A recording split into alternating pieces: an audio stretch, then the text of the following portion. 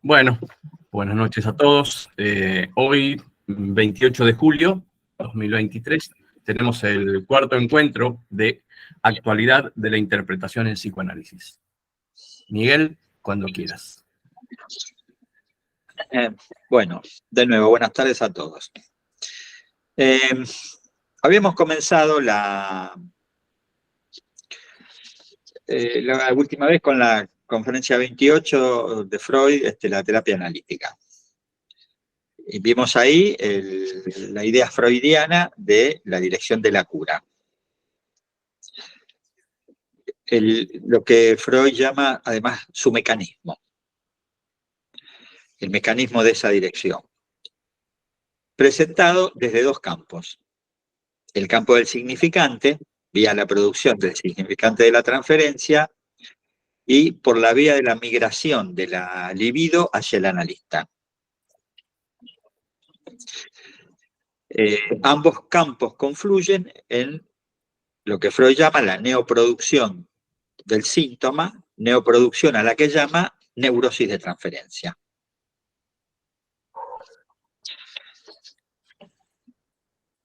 Y además vimos las extrañas afirmaciones de Freud de que la transferencia consiste en apoderarse del síntoma y de la libido adherida al síntoma.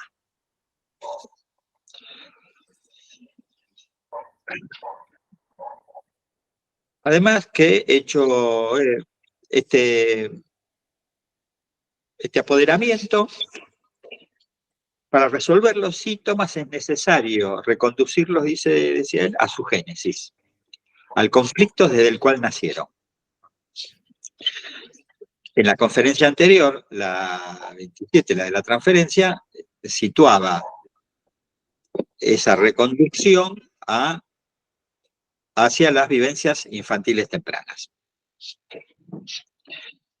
También decía que había algo más, que era preciso renovar ese conflicto y llevarlo a otro desenlace.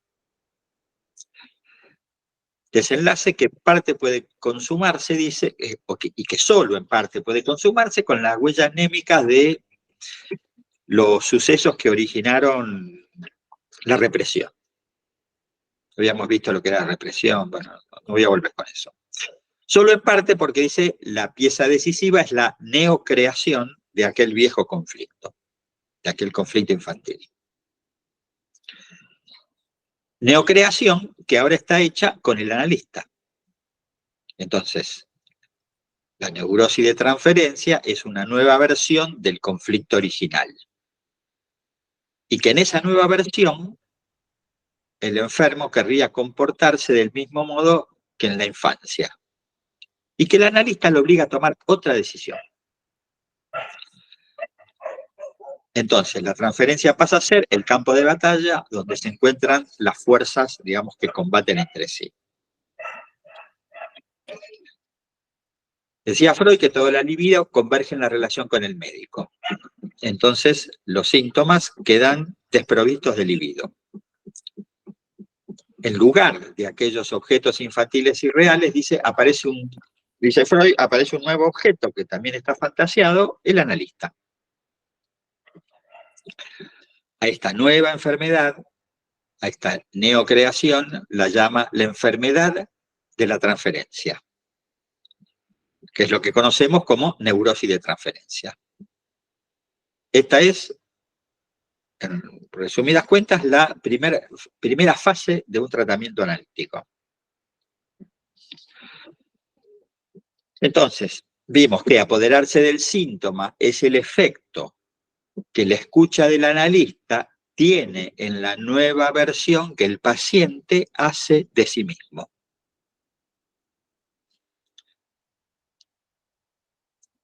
Vimos algunas de las consecuencias de este modo de intervenir. En principio, la intervención divide al consultante. Le dice algo que él sabía, pero que no entendía, que no integraba. Entonces, apoderarse del síntoma es causarlo. Causarlo al promover otra versión sobre el sujeto. Nuevo síntoma que no es el anterior. las consecuencias de esta, especialmente las consecuencias simbólicas e imaginarias de la entrada en análisis son múltiples.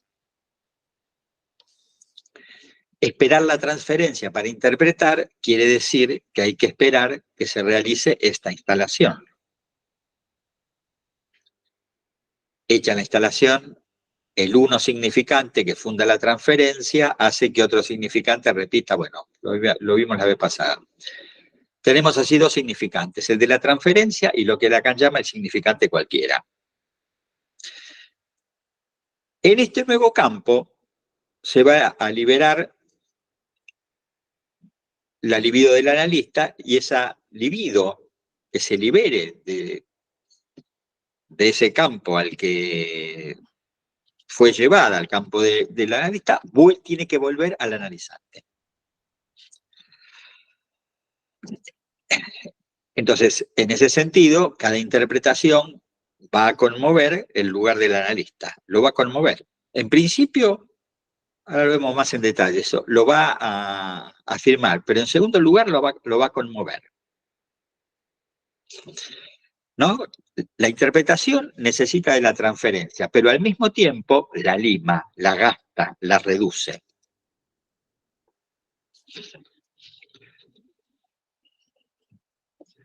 Esta neoproducción implica también distinguir repetición y transferencia. Hoy no voy a tomar ese camino. Me voy a dirigir a otro puerto, si ustedes quieren, o si yo quiero llamarlo así, al puerto del deseo. Deseo del que algo dijimos la vez pasada por el lado de la vertiente del deseo del analista. Habíamos dicho en el primer encuentro, el deseo es su interpretación. Célebre fórmula de Lacan, Seminario 6. Esta fórmula va a implicar, en principio, distinguir el deseo de las ganas. Cuando alguien nos dice, mi deseo es tal cosa, o mi deseo es deseo de tal cosa, formulación un poquito más adecuada, ¿no? Para homologar, más adecuada que homologar el deseo a una cosa, a algo. Cuando alguien nos habla así, no está hablando del deseo, por más que use la palabra deseo.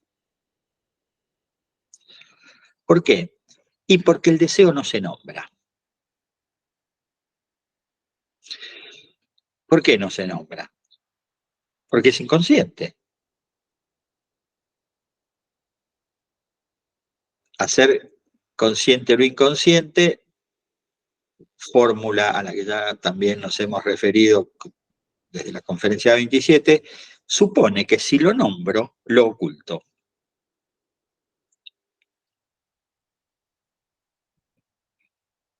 En el texto de la dirección de la cura, Lacan dice que el análisis es la experiencia de la realización del deseo.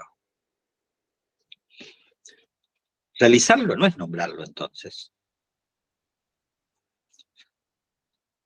Un modo de entender esta realización, me parece que es uno de los mejores modos que tiene Lacan, lo hace en el Seminario 11, porque dice que al deseo se lo cerca, se lo rodea, si ustedes quieren. Y esto es así porque el deseo es metonímico. Se desliza bajo la cadena de las representaciones. Bien. De esta metonimia deseante, digamos, esta metonimia donde el deseo huye entre las palabras, habíamos deducido a la asociación libre. Si recién dijimos que Lacan dice que la experiencia del análisis es eso, la experiencia de la realización del deseo, podemos decir que la asociación libre también es una experiencia. Pero es la experiencia del vértigo ligado al lenguaje. Porque cuando en análisis aparece, se hace presente la asociación libre, no sé qué voy a decir dentro de 4 palabras. El sujeto no sabe lo que va a decir, dice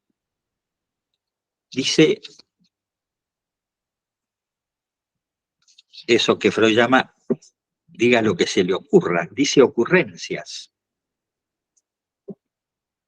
pero no las sabe antes de decirlas.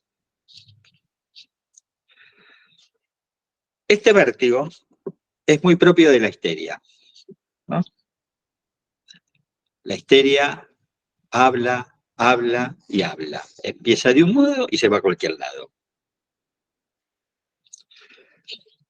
Yo recuerdo mi propia experiencia con eso. Mi propia experiencia con la asociación libre.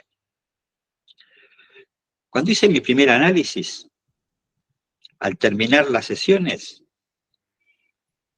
yo me iba a mi casa o a donde tenía que ir caminando. Caminaba, caminaba y caminaba. Esa es la experiencia del vértigo. La experiencia de empezar hablando de algo y luego hablar de temas que uno no tenía la menor idea que iba a decir eso ese día en la sesión. Esta cuestión de la caminata es muy habitual. Yo lo escucho permanentemente. Antes o después de la sesión, los pacientes caminan. Deambulan por el vértigo del lenguaje. Si el sujeto es un obsesivo, esta experiencia puede ser completamente diferente. Porque los obsesivos tienden a negarse a la asociación libre. Y se niegan porque el yo del obsesivo domina la escena, o intenta dominar la escena. Intenta controlar lo que dice. El obsesivo intenta dirigir en la cura. El obsesivo confunde el deseo con las ganas. Las ganas del obsesivo son muy típicas. El obsesivo es un sujeto que siempre tiene ganas, que transforma todo lo que quiere en un trabajo, en un esfuerzo, en un sacrificio. Hace de sus ganas un síntoma. Se propone siempre esfuerzos épicos, que nunca cumple. Entonces, el asunto que las interpretaciones por el lado de usted no se permite esto, usted no se permite aquello, son interpretaciones en relación a las ganas. No interpretaciones en relación al deseo. No hay que ir por ahí, salvo que sepamos que vamos por ahí, ¿no? Digo, porque ese no es el camino del deseo. Si el sujeto obsesivo nos dice que no tiene ganas de esto o de lo otro, hay que separarlo de ahí, ¿no? Hay que separarlo de eso. Bueno, hágalo sin ganas, pero hágalo. Esto suele producir un vacío en el discurso de esos sujetos, ¿no? ¿Cómo que sin ganas puedo hacerlo? ¿Cómo puedo hacerlo sin que sea obligatorio, sacrificial?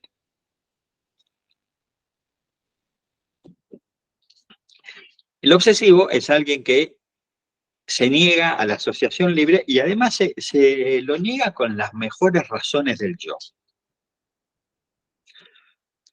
Es una pérdida de tiempo asociar.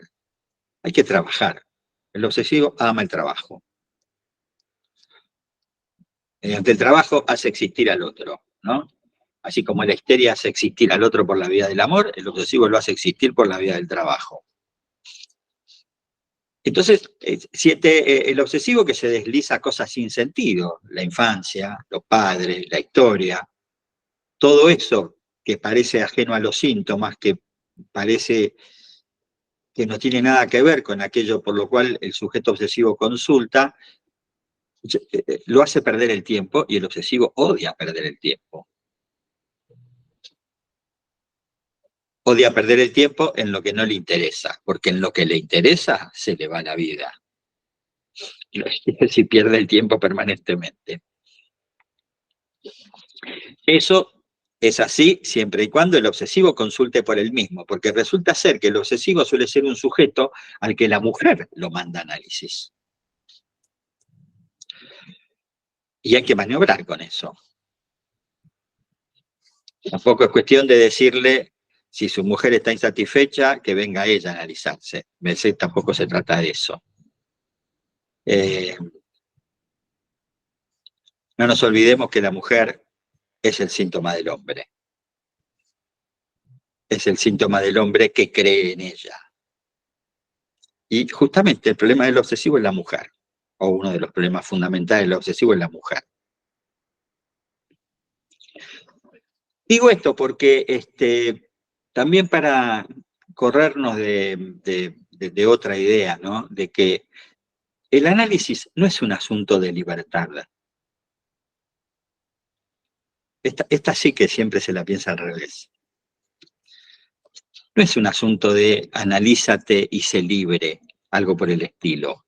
Libérate de tus problemas, de tu dolor, de tus cadenas, algo así, ¿no? El análisis es una experiencia de la sujeción tanto al lenguaje como al deseo.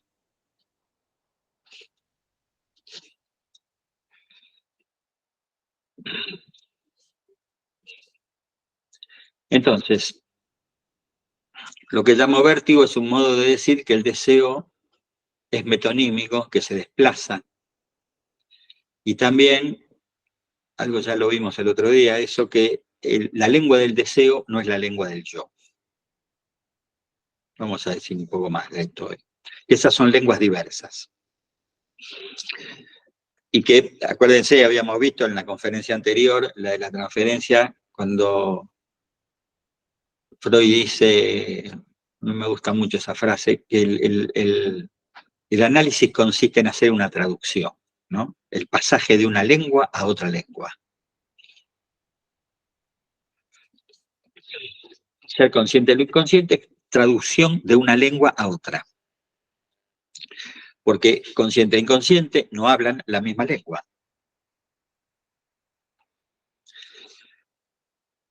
Entonces, veamos la consecuencia de esto.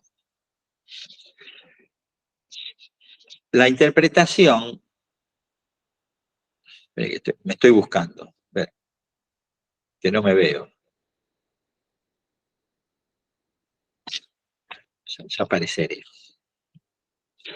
Mi imagen aparecerá. Ahí está.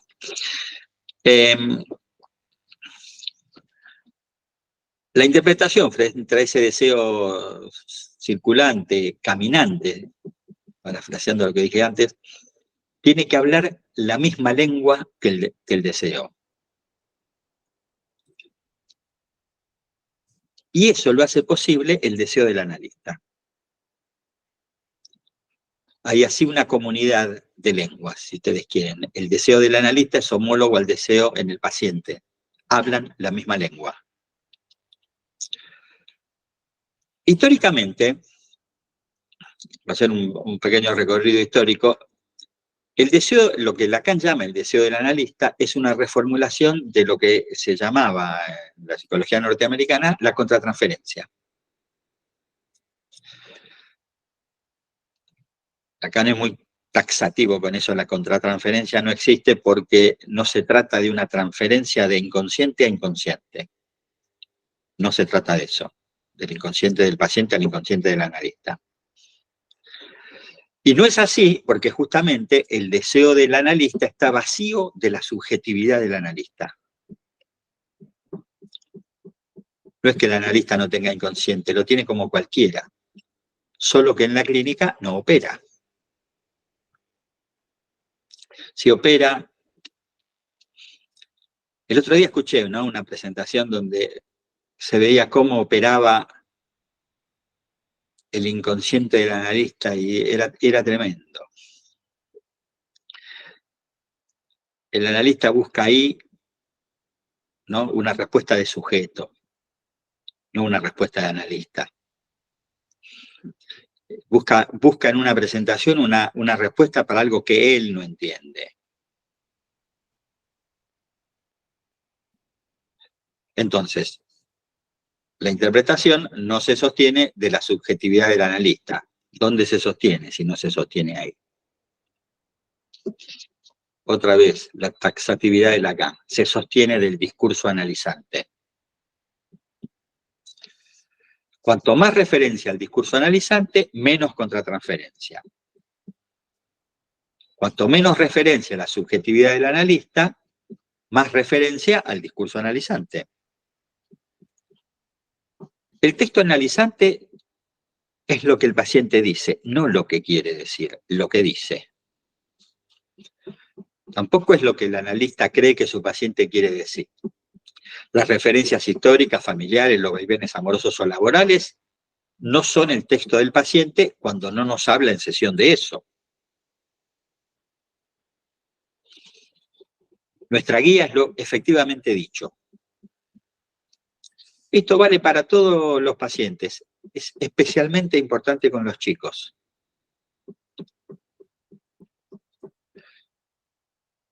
Me acordaba, siempre me acuerdo a veces de ese paciente, un pibe que yo vi en hospital de día, en el hospital, un pibe completamente psicótico, que hablaba en una jerga completamente incomprensible.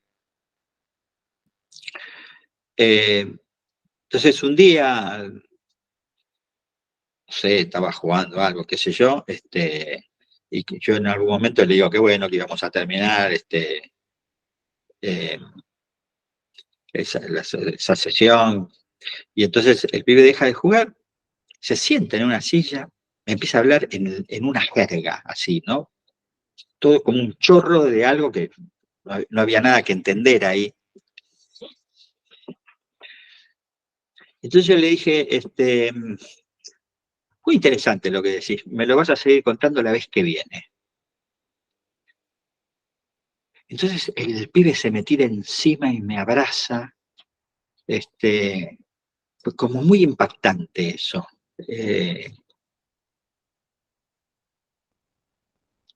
Entendió que yo entendía. Cuando yo no entendía nada, pero había escuchado. ¿Qué? Su discurso.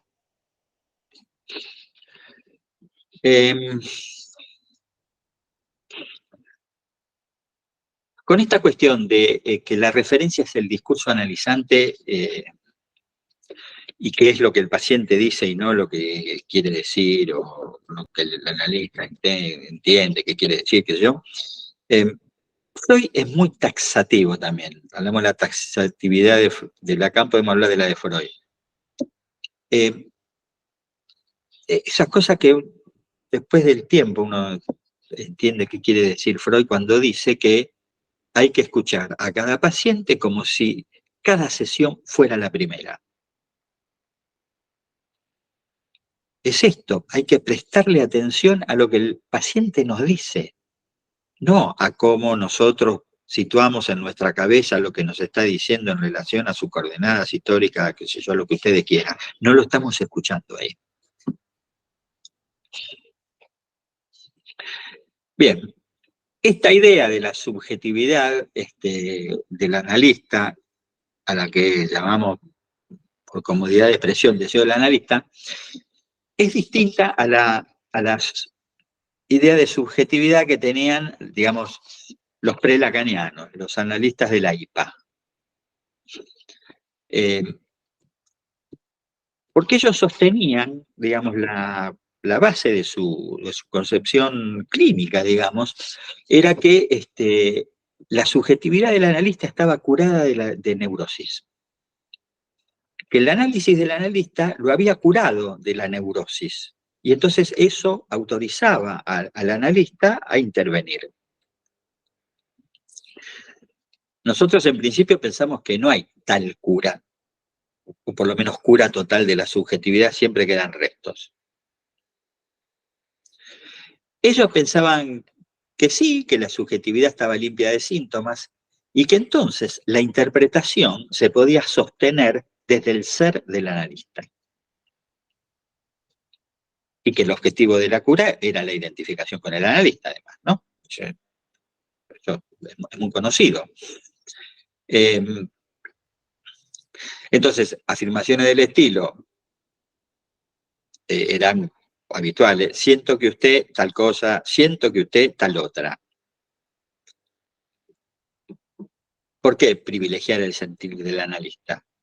Bueno, ellos decían, y con buen criterio lógico, en función de cuál era el sustrato de eso, que eso era así porque su subjetividad estaba vacía de síntomas. Entonces lo que sentían era contratransferencial. Era algo del paciente, no era algo de ellos. Porque ellos ya estaban curados de todo eso. Entonces, el deseo del analista se separa de la subjetividad y de la contratransferencia.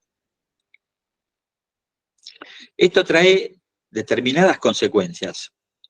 En principio, nosotros no podemos decir que la interpretación se nos ocurrió porque sí, como ellos, la gente de la IPA, hacía. A nosotros, la interpretación se nos ocurre porque está tomada del analizante. De lo contrario, es asociación libre, pero del analista. Y no será que intervenciones de ese estilo, ¿no? Tirar al bulto, a ver si uno la pega o no la pega, pero eso no es así como intervenimos. La charla que viene, Carlos Názara nos va a hablar un poco de Ferenczi y de su técnica activa, que él participaba de eso de un modo muy particular, además participaba. Es muy interesante para ver no solo las diferencias con los lacanianos, digamos, sino cuál era la valía de esa generación, que era gente muy inteligente y muy suspicaces clínicamente. Bien, en el seminario 11,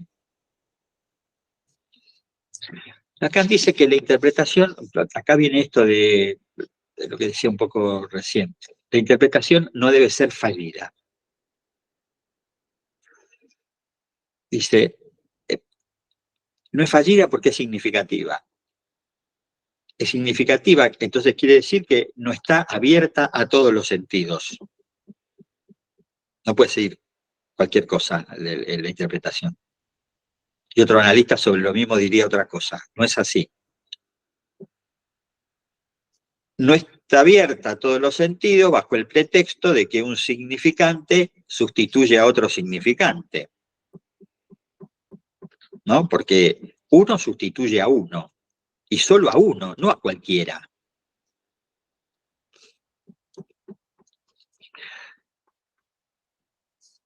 Él ahí dice, en el seminario 11, que eso es esencial para el sujeto. Determinar a qué significante está sometido el sujeto. Y dice, da algunas características de ese significante. Es traumático, sin sentido e irreductible. Ese es el significante que la interpretación sitúa. Él no dice sitúa, Lacan dice, a ese significante la interpretación lo hace surgir. Por eso cuestiona la idea de que el significante, que en el inconsciente el significante está abierto a todos los sentidos porque no lo está. Este es otro modo de decir lo que yo decía hace un rato, ¿no? El análisis no es la experiencia de la libertad. Todo lo contrario. Es una experiencia de saber a qué está uno sometido, a qué está uno sujeto, en el sentido de sujetado.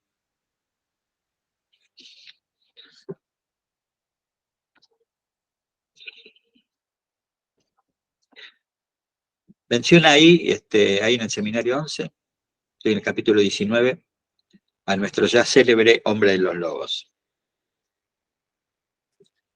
del que Lacan insiste es el más grande de todos los historiales de Freud, el más sensacional, cabe la menor duda de eso.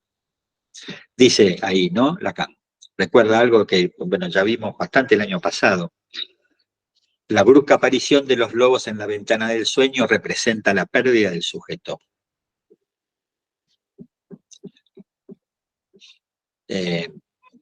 ¿Dónde está el sujeto?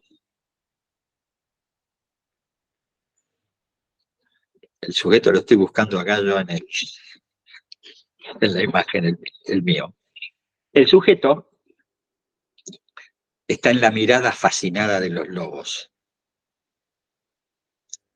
Y esa mirada es el sujeto mismo. Si lo pensamos con los temas del discurso, en el discurso del amo, el sujeto queda bajo la barra. Arriba, en el lugar de la gente, ubicamos un significante. Este es el significante del que nos habla Freud Lacan en el seminario 11. Significante que comanda la vida de cualquiera. Lo que nos importa hoy es cómo esto ha incidido en todas las etapas de la vida de ese sujeto para que el deseo se constituya como deseo de otro. Entonces acá ya tenemos otra afirmación. El deseo es el deseo del otro. En el hombre de los lobos, el deseo del otro estuvo representado por la hermana, por la chacha, por el padre, por la madre y por la madre. La hermana y el juego sexual, la chacha y la amenaza sobre los genitales, el padre y los vaivenes emocionales que terminaron con el suicidio, la madre y sus dolencias físicas. Lobo mirando es el representante de la pérdida del sujeto.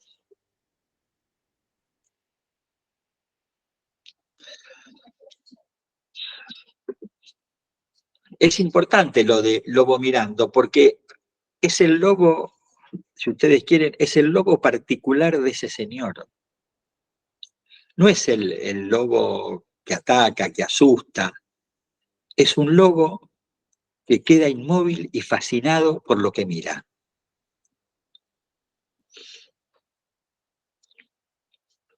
Bien.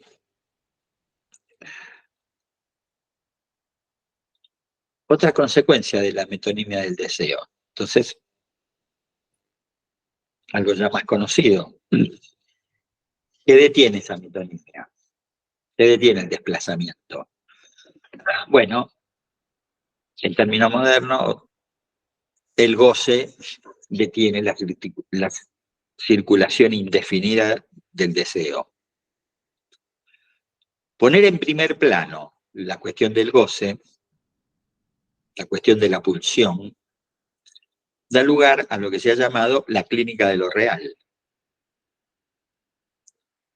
Clínica donde el objeto A detiene esa metonimia y la detiene en el preciso lugar que la teoría llama la construcción del fantasma.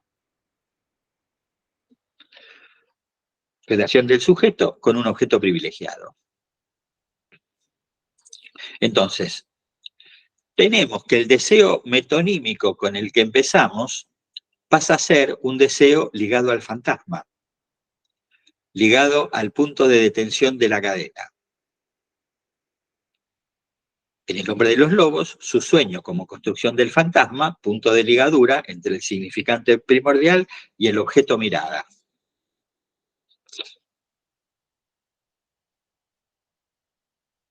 Pero esto es importante entenderlo como Freud lo plantea, ¿no? Y que Lacan sigue punto por punto.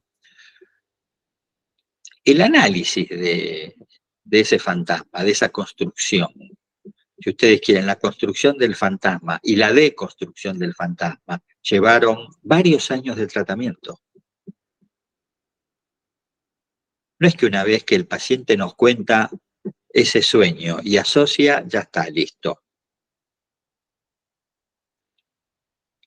Ya tenemos el fantasma en operaciones. Lo tenemos en operaciones. Pero después hay que deconstruirlo. Entonces, pensado desde acá, el deseo como construcción del fantasma, en tanto punto de detención de la cadena, el deseo del analista es un deseo sin fantasma. A diferencia de cómo lo pensaban los prelacanianos, donde el fantasma del analista buscaba siempre que el paciente se identificara a su modo de gozar y a su modo de desear.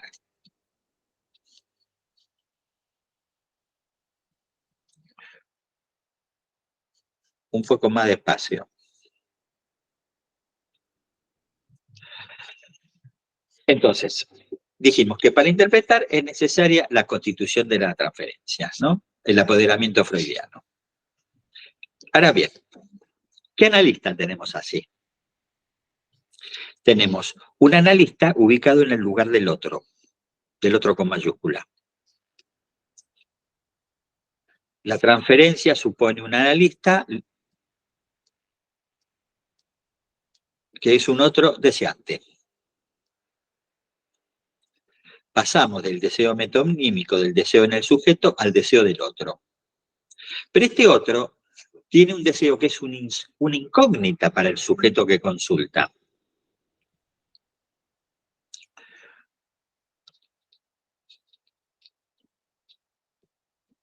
Ese otro que la transferencia misma hace existir es portador de una incógnita. O sea, es un otro que no sabemos lo que quiere.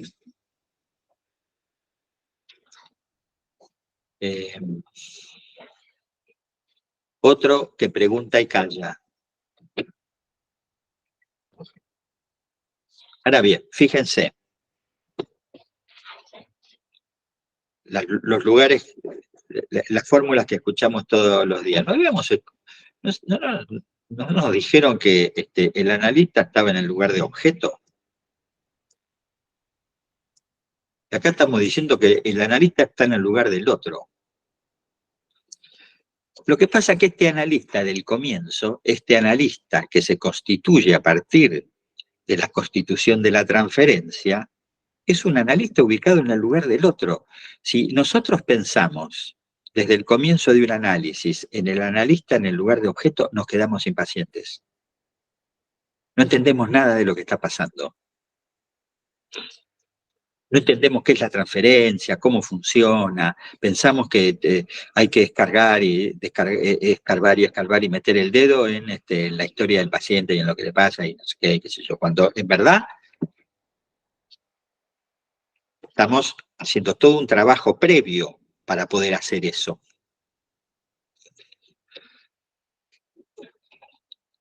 Pero nos dijeron que el otro no existe más. El otro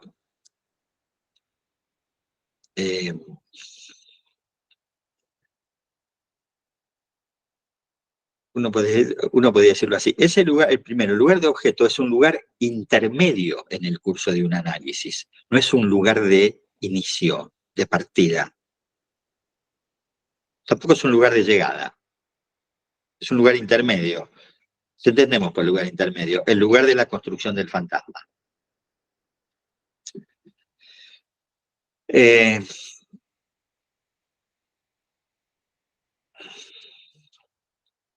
Otra vez, lo que dijimos de El hombre de los lobos. El tema de la mirada en El hombre de los lobos, el tema de la construcción del fantasma, llevó un montón de tiempo. Freud es muy taxativo y además muy honesto con eso, ¿no?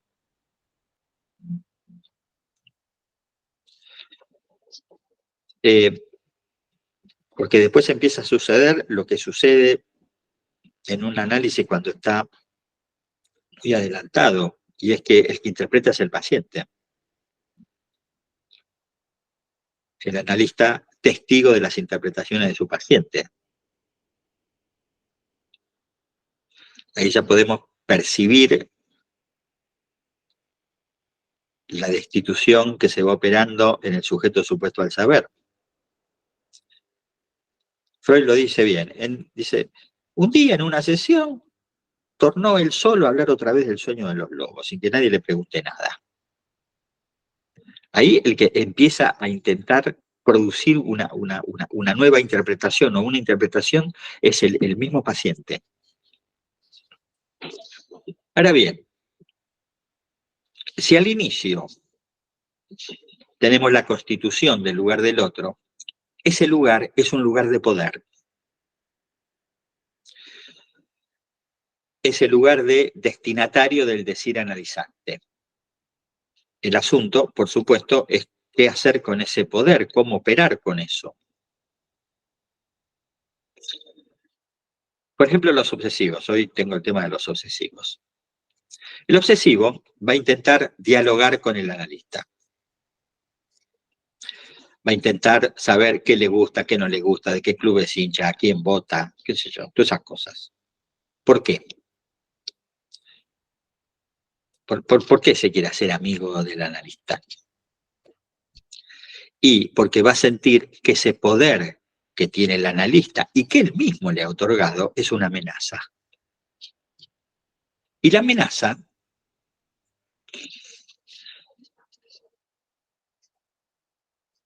angustia. Y la angustia en cuestión es la angustia de castración. Lo que va a intentar el obsesivo es mantener eso a raya. No es que el analista va a cortarle el pene, ¿no? La versión imaginaria de la mutilación. En análisis, la castración funciona como castración del sentido. La amenaza no va a concernir al cuerpo, va a concernir al sentido. Si el analista calla las insistentes preguntas del obsesivo, eso puede ser vivido como amenazante. Donde entonces, para el obsesivo, el analista se guarda lo que sabe sobre él.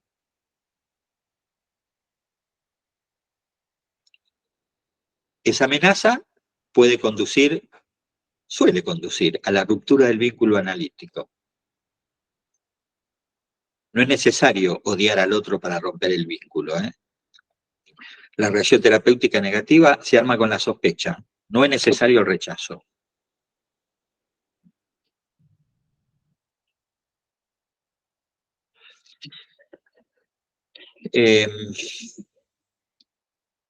Por ejemplo,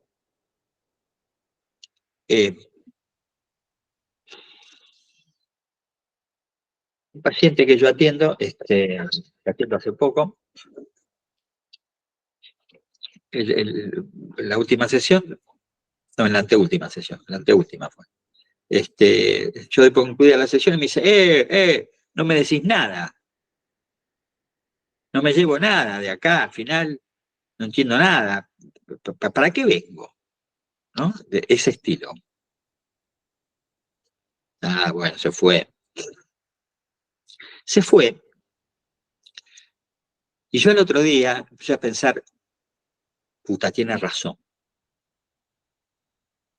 Yo algo le tenía que decir de lo que me estaba contando. Y no se lo dije. En parte porque en ese momento no me había quedado muy claro, pero después que el paciente se fue, sí me empezó, tampoco ese día, el otro día me empezó a quedar un poco más claro. Y entonces le mandé un audio, diciéndole que sí, que tenía razón, que bueno, que a mí me parecía que esto o lo otro en relación a algo de lo que él había hablado, que justamente tenía que ver con la mujer.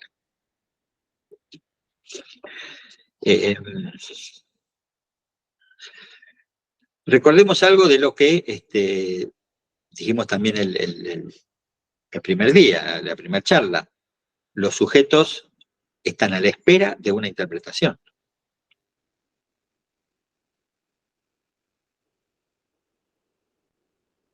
O lo digo de otro modo, como lo dice Lacan en el seminario 11, el analista debe dosificar la angustia. Dice, no la culpa, pero sí la angustia. No la culpa, porque la culpa es indicio del deseo, dice, pero sí la angustia, porque la angustia es la angustia de castración. Entonces,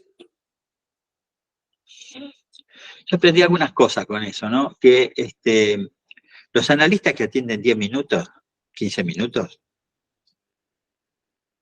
es toda una modalidad de trabajo en algunos círculos, a esos analistas se les complica mucho trabajar con la angustia. Cuando el paciente está muy angustiado, se complica mucho. No alcanzan esos 15 minutos. Decirle, vuelva mañana y tenemos otros 15 minutos y además lo paga, me parece que no funciona de ese modo. Es muy complejo lidiar con un sujeto angustiado en 10 minutos, ya que el modo más consistente de dosificar la angustia es justamente la palabra.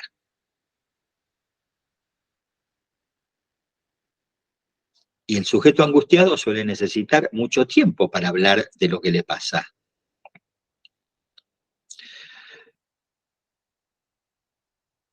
Fíjense, ahí, en esos 15 minutos, las respuestas sistemáticas de poner en escena el deseo del otro, entonces el deseo del analista queda homologado a eso. Queda homologado a, son 10 minutos, 15, 12, 16, qué sé yo, no importa.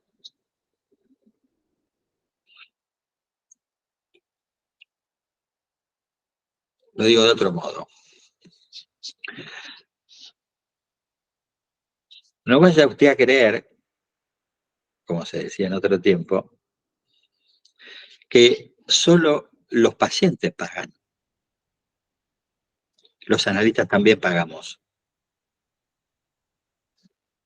El analista paga con su palabra y paga con su cuerpo. Vaya si sabemos eso de que pagamos con el cuerpo.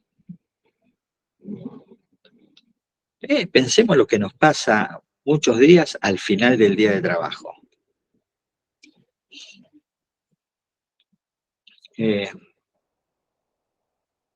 Vos que estás ahí sentado, cómodo en el sillón, así cualquiera se gana la plata, nos dicen los pacientes. No es así, nosotros pagamos para estar en ese lugar también. Pero además, como ya dijimos, no es suficiente no actuar, además hay que decir. Y ese decir es la interpretación.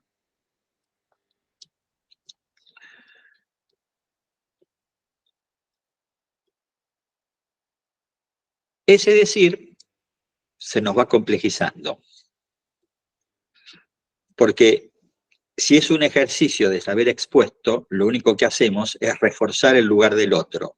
En algunos casos viene bien, pero como método es incorrecto.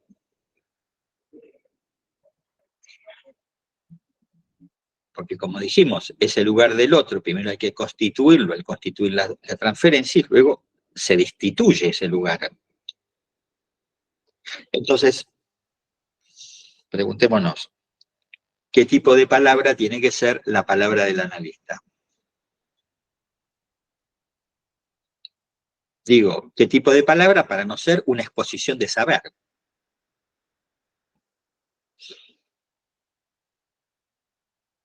A mí, por lo menos, que yo, con los chicos me resulta mucho más simple eso, ¿no? A mí los chicos me enseñan. No, yo suelo jugar la de tonto, de que no entiendo, de que no sé, de que cómo se hace esto, cómo es. A ver, explícame, contame. Entonces, es más simple. Con los padres de los pibes es absolutamente a la inversa.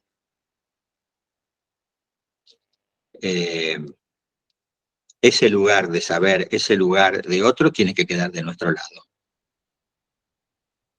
no del lado de ellos. Por supuesto que esto siempre está matizado. Si queda demasiado de nuestro lado, ellos nos dicen, ah, sí, a saber, y se llevan a pedir el tratamiento. Pero que de nuestro lado queda un lugar de saber, no les quede ninguna duda.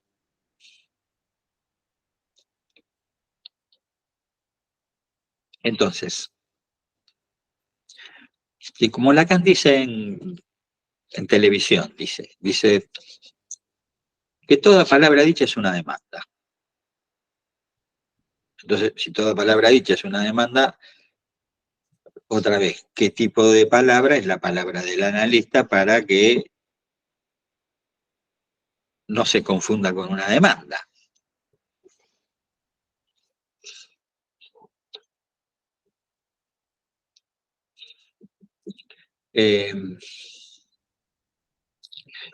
Una palabra que no vaya en dirección a la demanda es una palabra, por ejemplo, que no se oriente desde el yo del analista.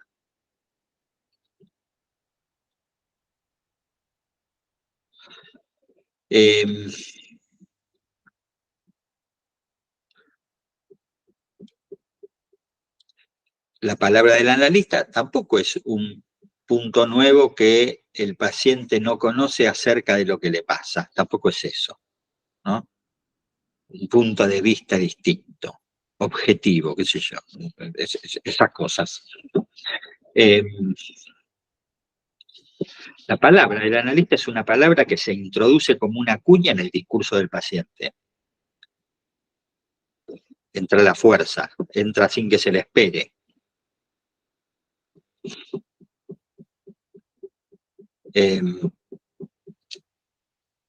O sea, no está orientada, si ustedes quieren, en términos del comienzo de la obra de Lacan, en el eje imaginario A'. Lo cual hace que esa palabra se parece más a una alucinación verbal que a otra cosa. Miren lo que estoy diciendo, ¿eh? La palabra del analista se parece más bien a una alucinación verbal, no es ni una opinión, ni un saber, es algo que de repente irrumpe y en verdad interpela al sujeto. Por supuesto, con los sujetos psicóticos esto es especialmente peligroso para no darle consistencia a algún otro persecutorio, al otro persecutorio que tiene el sujeto psicótico.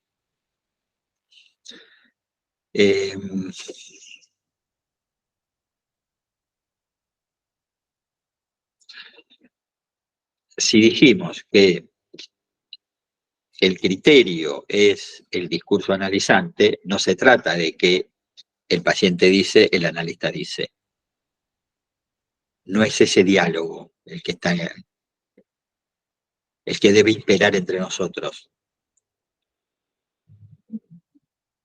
De nuevo, lo que el analista dice ya lo dijo el paciente, solo que él no sabía que lo decía y además no sabía por qué lo decía.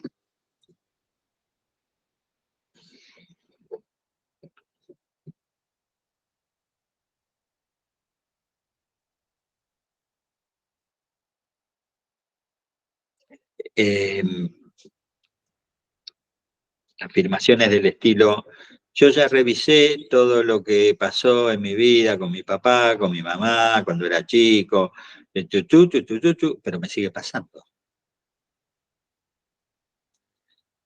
Ese me sigue pasando es un llamado a la interpretación, justamente. No a la palabra explicativa. Esa es otra indicación que nos da Lacan, ¿no? La interpretación debe ser breve. Breve.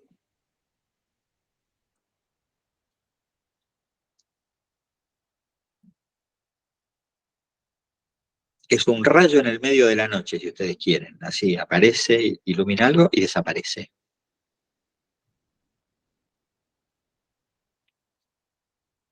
Bueno, me detengo acá con esta instalación del analista como otro, instalación que permite interpretar por qué se ha constituido la transferencia. Bueno, paro acá.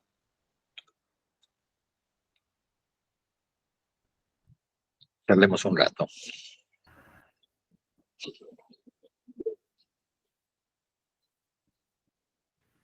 Sí, Mario, iba a hacer una pregunta, Sí, Alberto. consulta.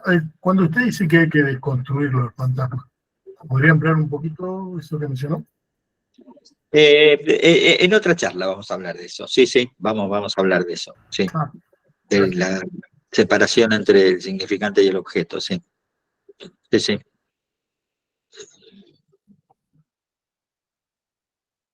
Digo, para no ir adelantando temática. bien, bien, bien.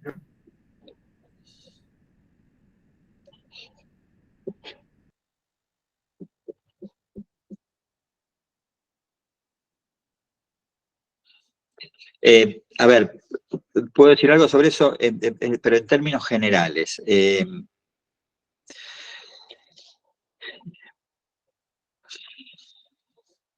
El análisis, el analista, suponen 3 tiempos. Un análisis se compone de 3 tiempos. Instalación de la transferencia para poder interpretar. Constitución de construcción del fantasma. En el tiempo intermedio, caída del objeto y caída del analista al final del análisis. Esos serían los 3 momentos. Ahí tenemos 3 analistas distintos y 3 modos de intervenir diferentes también, que no son el mismo modo.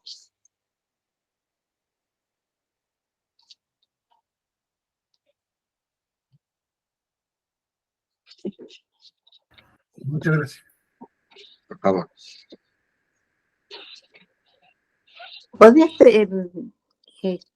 Miguel, la tercera, dijiste la instalación de la transferencia, la construcción y deconstrucción del fantasma, y la tercera, caída del analista, Y la identificación al caída síntoma. de la transferencia. Y la identificación al síntoma, el tercer tiempo, la constitución de la letra, bueno, se da una vuelta a eso. Pero esos son los 3 tiempos, básicamente. Ahora, el asunto es no creer que el único tiempo es el tercero,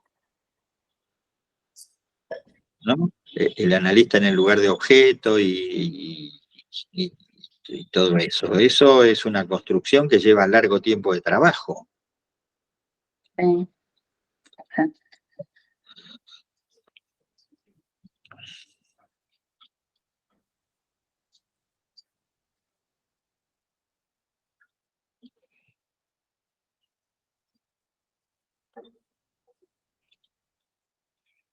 ¿Cómo sería, por ejemplo, la cuestión que dice Lacan, ¿no? Que cada sesión debería ser tomada como la primera Freud dice eso.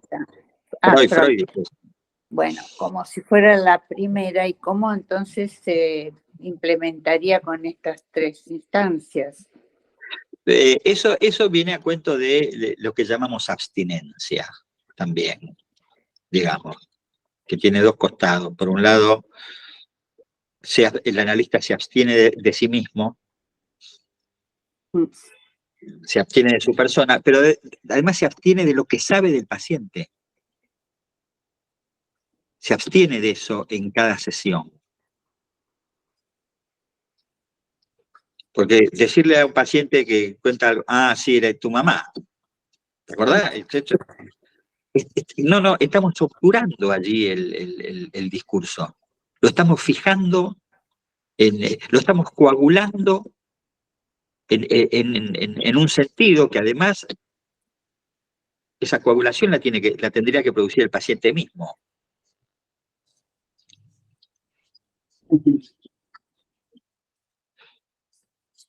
Vendría a ser esa zona intermedia de la que antes mencionabas. Claro, Mm, sí, claro. claro.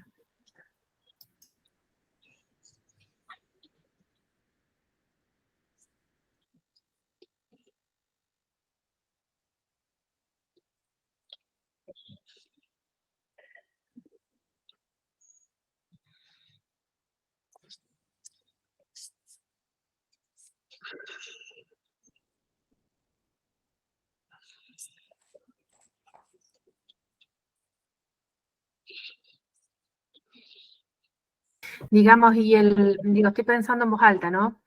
Digamos, ese rayo en el medio de la noche para la gente que trabaja desde un lugar de analista, vendrían a ser las supervisiones y la formación constante, digamos. No, no, Vendría yo lo dije. a pensar por ese lado.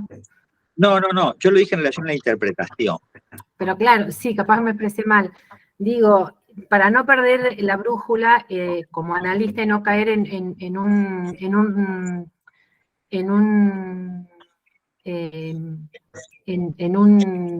ahí no me sale, imaginario, de un yo a yo, digamos, ¿cuál sería, digamos, nuestro rayo para que nos ubique, digamos? Vendría a ser, digamos, como la supervisión de nuestra práctica junto a la formación constante.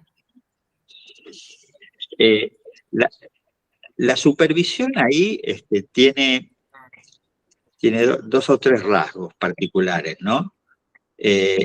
Uno, el más conocido, si vos querés, es quiero entender lo que pasa con mi paciente, porque no entiendo.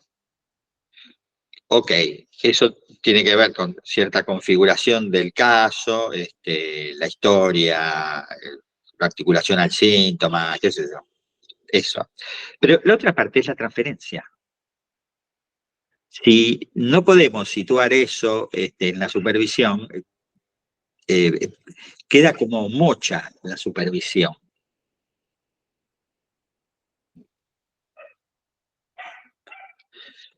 Quiero decir, ¿qué momento de esa neoproducción del síntoma se hace en un tratamiento?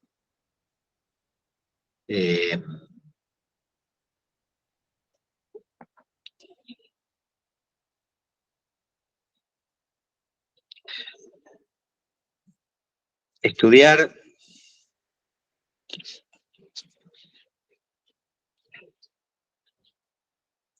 casi es como de modé, ¿viste? ¿No? Usted dice, No, no es que yo diga. Digo, yo estoy cansado que me vengan y me digan, ¿qué hago? ¿Qué toca hacer? ¿Pero qué hago? ¿Qué le digo? Y fin, y se terminó el asunto, digamos. Algo se transforma la supervisión en un momento utilitario.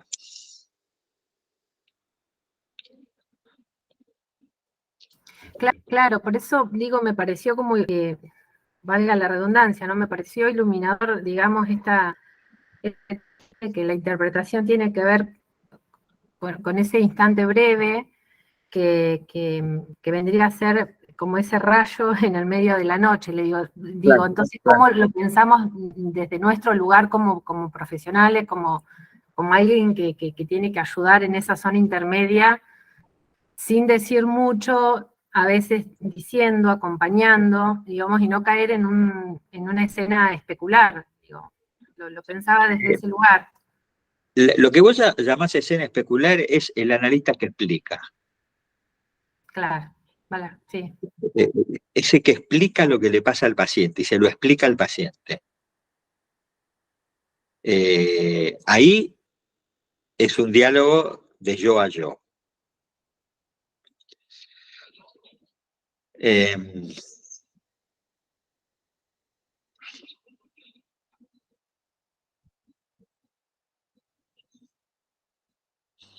A mí me parece que esa última frase, ¿no? Como un rayo en el medio de la noche, Ahí creo que tiene que ver el deseo del analista, ¿no? Propiamente, y que, bueno, por ahí vos decías que a veces que la interpretación no debería ser lo primero que salga. Sin embargo, a veces es cierto que también se sorprende el analista con lo que dice.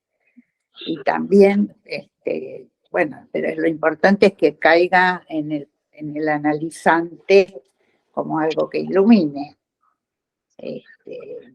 Me parece que eso es tip propio, ¿no?, del análisis. Siempre y cuando esa sorpresa venga del lado del discurso del paciente. Claro.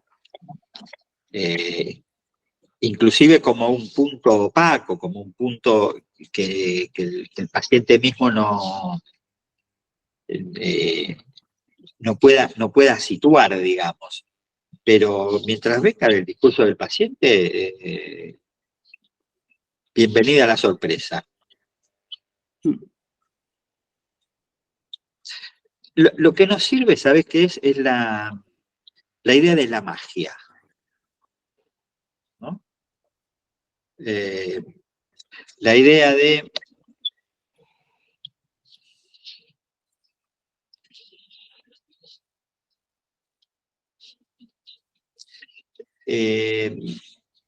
del analista que saca siempre conejo de la galera.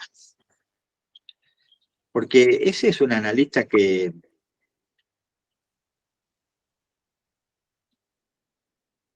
a ver, voy a poner un ejemplo.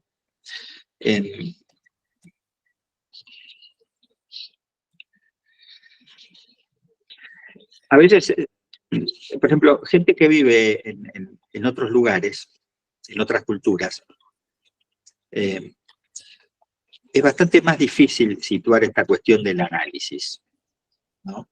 Y de la constitución de la transferencia y todo lo que estamos diciendo.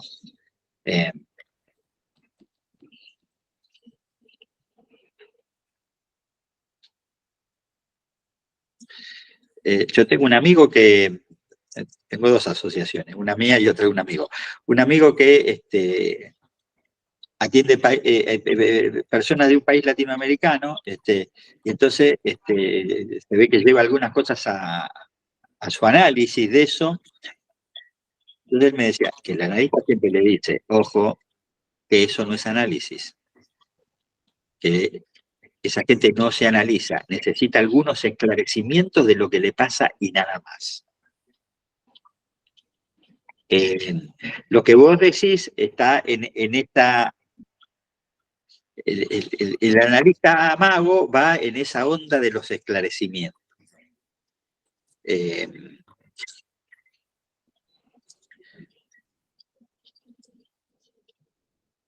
otro día una paciente mía, de esas que viven en el exterior, me decía que, no sé, me contaba una historia con las amigas. Y las diferencias con las amigas, y que una amiga esto y que otra amiga lo otro, y que se daba cuenta que las amigas eran envidiosas o qué sé yo, o que le hacían demandas, permanentes demandas. Especialmente una que vivía a 400 kilómetros de distancia, 400, que le reprochaba que nunca la iba a visitar. Entonces, ella queda completamente fascinada con una cosa que le digo, ¿viste cómo es? Le digo, uno no pierde los amigos se le van quedando atrás. Ese es un conejo sacado de la galera, digamos. Eso no tiene que ver con lo que ella estaba diciendo, o tiene que ver, pero en un sentido alegórico. Por más que para ella eso haya funcionado como interpretación. Digo, porque lo que no sería un sentido alegórico es que ella se interrogue de por qué elige las amigas que elige. que todas tenían un mismo rasgo en común. Pero esto no forma parte de la interrogación. Digo, en ese sentido no hay análisis.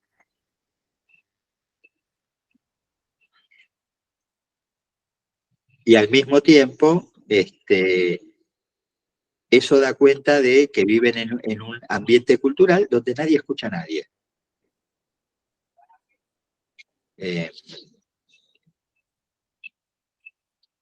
El ruido ambiente, digamos, tapa cualquier posibilidad de diálogo, aunque la gente esté dialogando todo el día.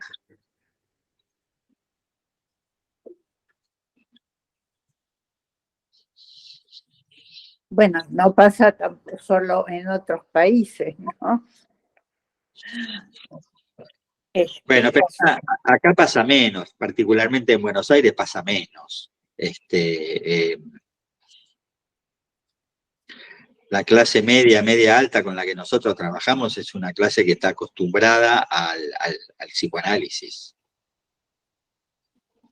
Ni siquiera a las terapias, al psicoanálisis.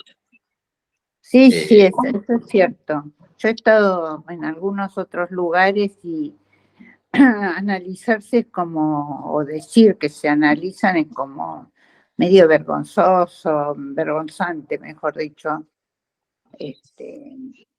Hablar de que alguien se analiza. Y también si va a un psicólogo, a un psiquiatra. Sí, acá esa historia de que eso es para los locos ya quedó atrás, francamente, hace mucho tiempo.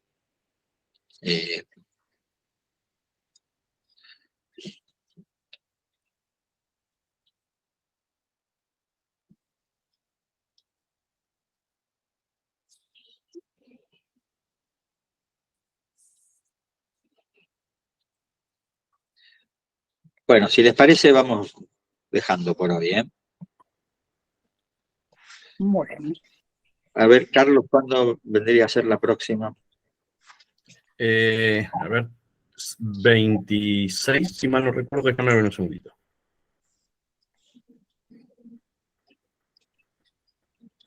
Efectivamente, no, 25, perdón, viernes 25 de agosto. Ok, bueno. Nos vemos. Bueno, buenas noches. Muchas gracias, Miguel. Gracias. Chao. Gracias. Gracias. Chao. Buenas noches. Gracias.